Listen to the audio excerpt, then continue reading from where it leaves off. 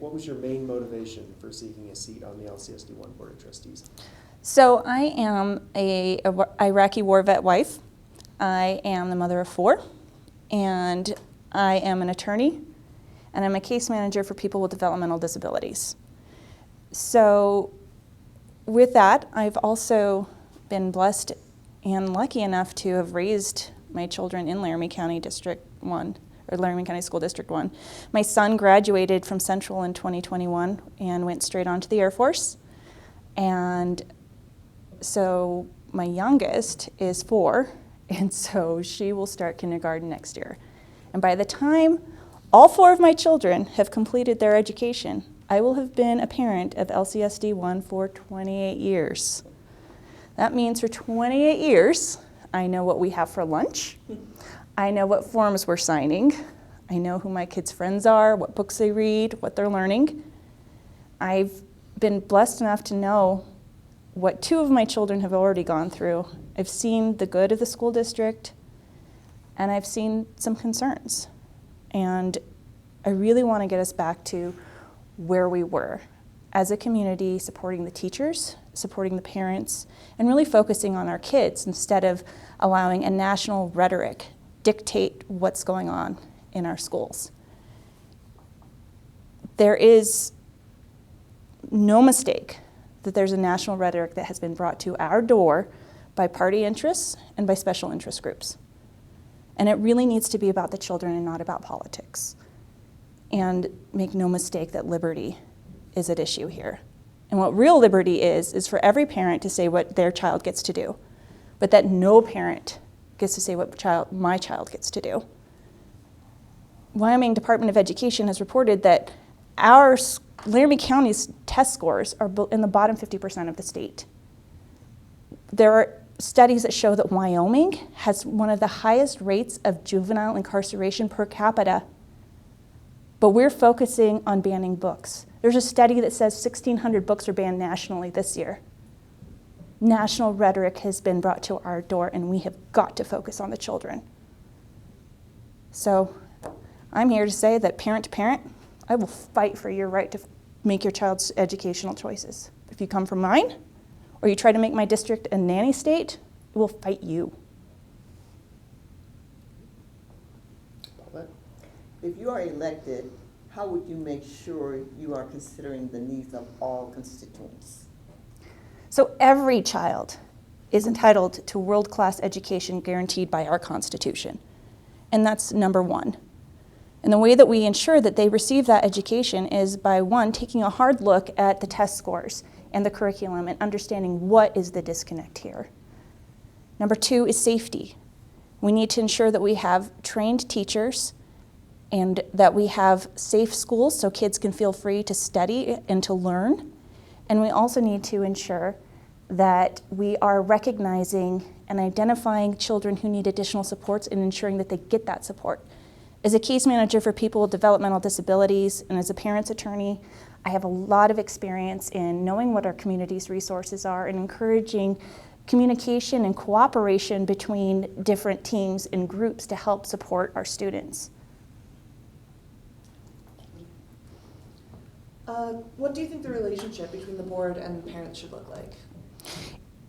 So the relationship should be one of transparency and communication. The board needs to be transparent about their intentions, about what they're doing, and about the business they're conducting. And the parents need to be involved in that and need to know what's going on.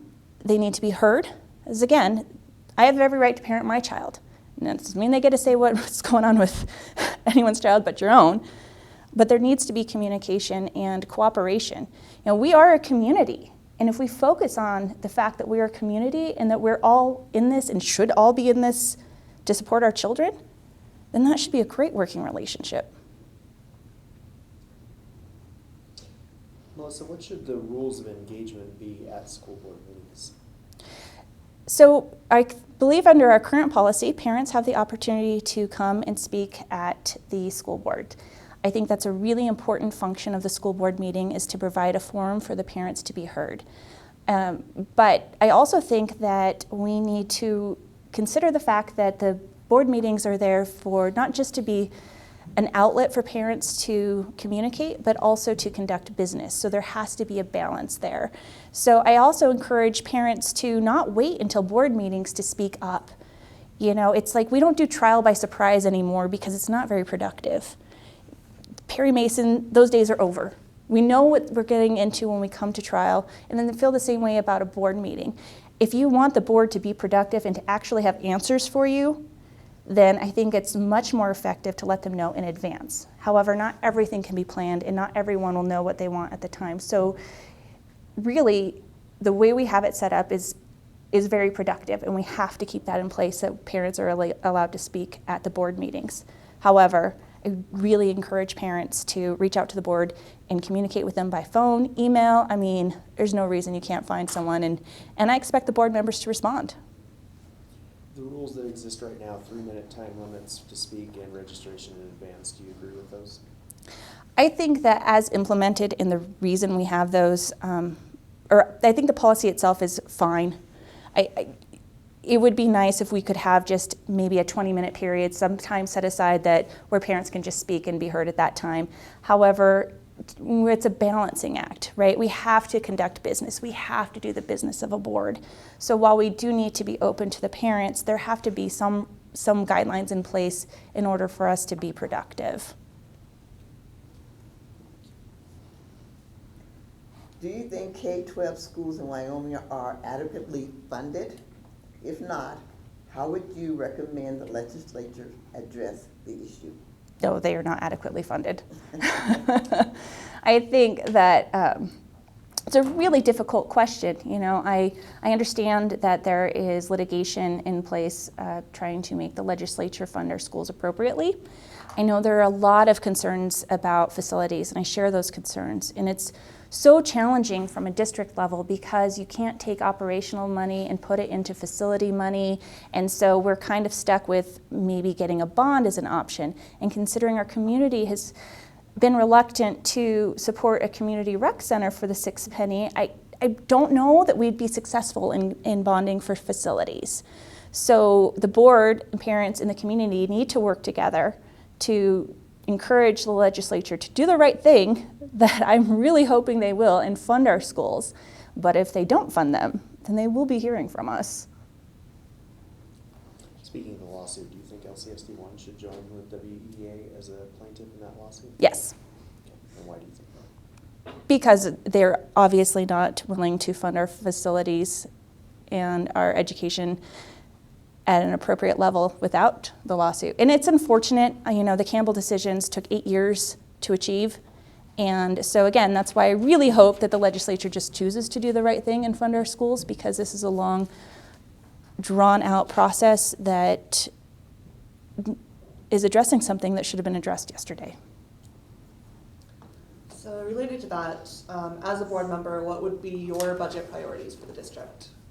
So my budget priorities, again, go back to ensuring that every child receives the world-class education that they're entitled to. We need to take a hard look at the curriculum and the testing. We need to make sure that our facilities are adequately funded. And we also need to ensure that safety is being prioritized. What does prioritizing safety look like to you in terms of budget and funding?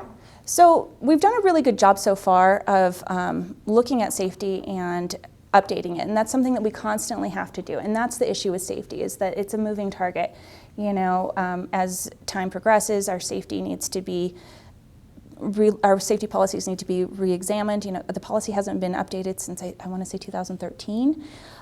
So we've done some things to help fund with the school safety piece, such as moving the vestibules up. But we also need to ensure that there's funding and training in place for people to be the first point of contact when you come into the schools. Because not all of the schools have that person set there right now. And so that's something that's really important. How do you feel about increasing teacher compensation, and if you agree that salaries need to be increased, where would the money come from? So teacher retention and pay are incredibly important. I think that obviously salary is a big component to bringing in people into our community. we do need to take a look at the salaries, but we also need to look at other ways to compensate the teachers, such as what is the policy about where they can live. So we have a policy in place that they have to live within our school or locally in order to be a teacher here.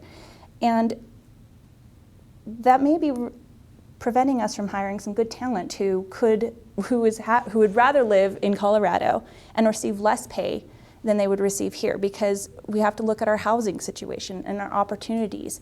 And so that's something that we need to work together with the community and with DDA and the chambers to see how we can increase their, if not compensation, their opportunity and enjoyment of their lifestyles here. As far as funding, you want to keep any funding cuts as far away from the schools as possible, but so we'd have to take a hard look at maybe the curriculum repurchasing plans, any open vacancies that we have, and those sorts of things. And another way we can encourage our teachers to be here that may not be a direct compensation is just by simply supporting them and supporting the people who support them. Our administrators are an important part to keeping our teachers and keeping them happy. And I know that some of our board members have trumpeted that we have cut the pay of our superintendent from her predecessors. Well, that superintendent is the second female superintendent we've had and the first member of a minority class. And so I feel like cuts aren't necessarily the way to encourage and support our teachers. And while salary is important, there are other things that are just as important. How much freedom should teachers have with regard to teaching the district curriculum? Our teachers are trained and educated in how to be teachers. I'm not. And I think that teachers want to teach and they want to have freedom in their teaching. And I think that by micromanaging their instruction, then we're stifling their creativity and their passion for teachers, or for teaching. I know I have friends who have all they ever wanted to do was be teachers, but then after they became teachers, they left and are now in administrative roles because they didn't feel like they were actually getting to teach. So while the curriculum is set in place, there should be freedom for everyone to do their job without interference from others. And I think that if there are parents or others who are concerned about the curriculum, then you need to take that up and look at the curriculum and maybe just have a frank conversation with your teacher. I think teachers would love to see the parents more often. And I know that when I have had questions from my kids' teachers or librarian or principal, they just tickle pink to see me. And then we stay and chat for a lot longer than I thought that we would, but they're just so welcoming. How do you feel about the teaching of racial discrimination as part of U.S. history? I think that our founding fathers created the greatest country and that we honor them by teaching history as it occurred without an agenda. And that means not hiding any information and teaching it accurately.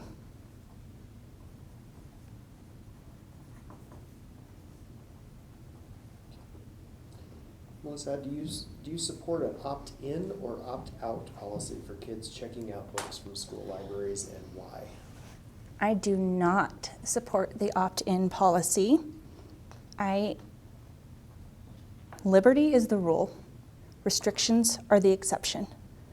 I have strong faith and a strong moral compass, and I find it offensive for other people to imply otherwise by saying that I have to opt in for my child to read a book that others deem to be explicit or offensive. Real liberty is the right for me to say what book my kid can read, and for no one to say what book they can't.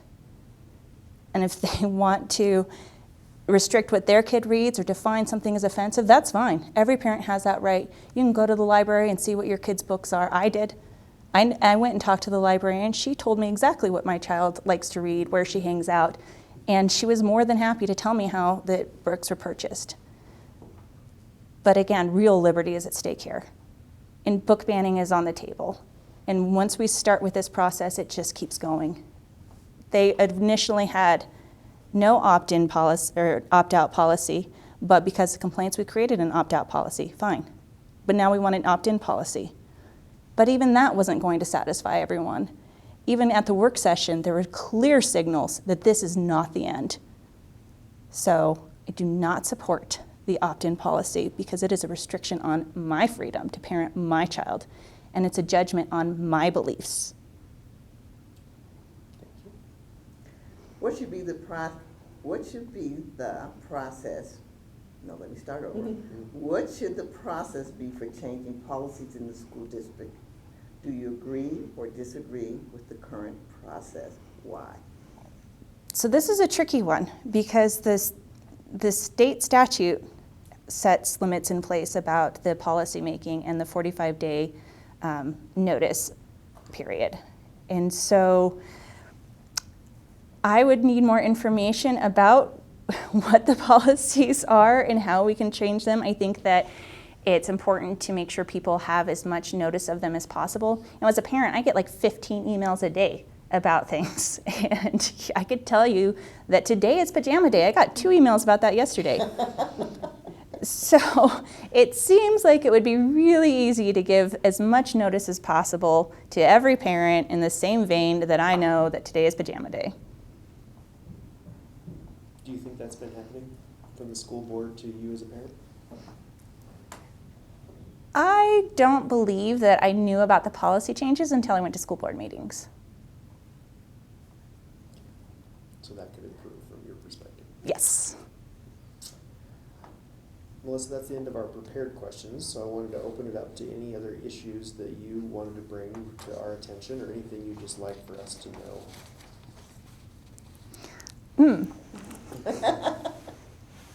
I'm like, we chatted for forever beforehand. Let's see, what else do we need to know?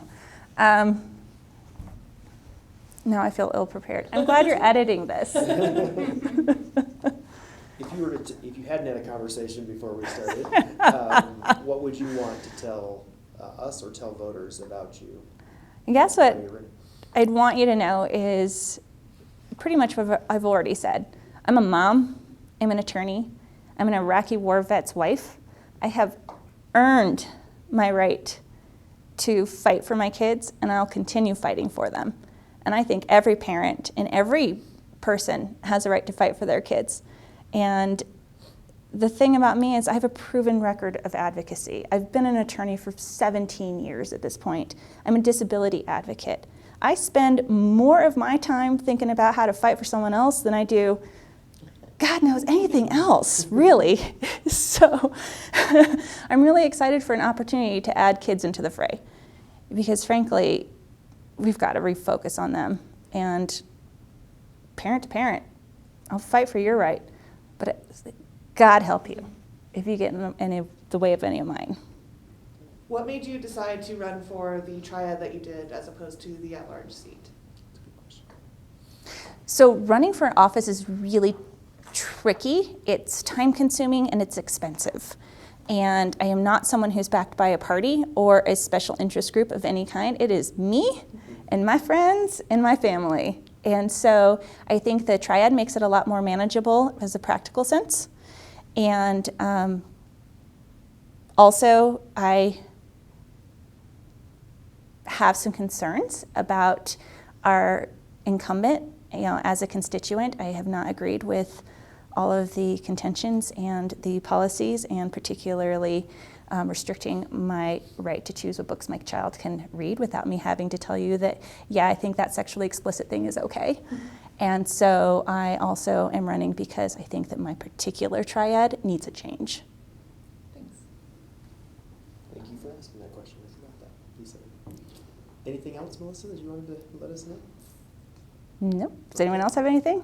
I do that all day. Good. Thank you again for taking Thank you the time. guys. We I really appreciate it.